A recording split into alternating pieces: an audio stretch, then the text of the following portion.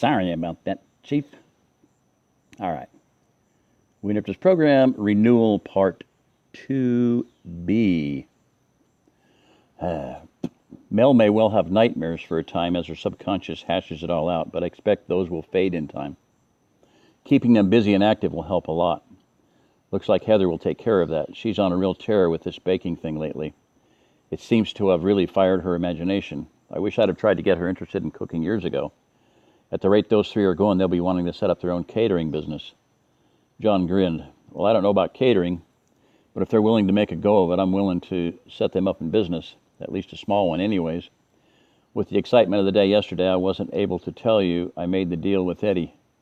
I'll pick up the hogs Christmas Eve night. The goslings will get come spring. We're getting enough corn to carry them through till next summer, but the rest of their needs we'll have to come up with ourselves. The feral dogs left around here had better watch out. They've suddenly become a resource to be exploited. The women smiled and looked at each other. What will you have, Anne asked Lisa, the goose girl or the pig girl? Lisa giggled. This isn't what I envisioned Heather doing last spring, but this may do them some good. Her grandfather would be pleased. The women fell to discussing the possibilities, so John turned to his radio, punched the power button, and began to scan the frequencies. Radio Moscow was halfway through their English language news service. Fighting in northern Iraq between Turkish military forces and combined Kurdish and Iraqi forces is being hindered by deep snow over the battle area. In a terse communique released by the Foreign Ministry, the Turkish government rebuffed the demands by the United States to withdraw troops from the disputed region, stating that Turkish military action there was in response to viable threats to the internal security of that nation. Iranian government officials have not yet responded to the latest American communique on the subject of their troops inside of Iraq. Russian Foreign Ministry officials are acting as intermediaries between the two nations. In a statement released today, the Foreign Ministry of the United Arab Emirates, the newly risen leader of that nation, Sheikh Saladin, bluntly stated, the internal problems of the nation of Iraq should be left to the people of Iraq and to her neighbors.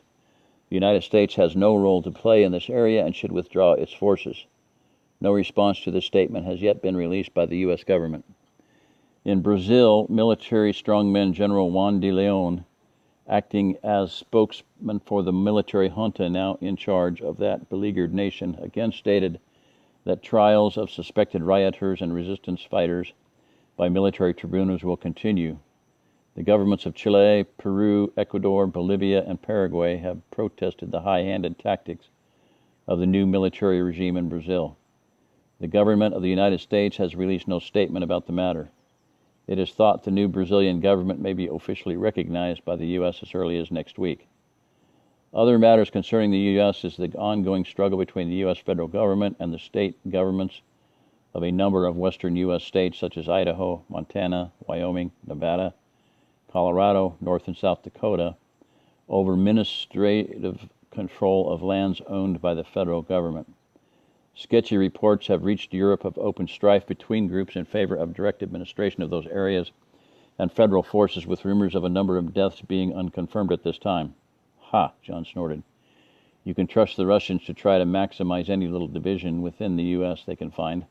Probably nothing more than a fistfight in Nye County, Nevada, and they'll have it as the beginning of a civil war. Further reports from the U.S. indicate that vigilante forces from the states of New Mexico and Arizona have passed into Mexico on missions of retribution and plunder. The Mexican government has strongly protested these actions to the new U.S. federal capital in Denver.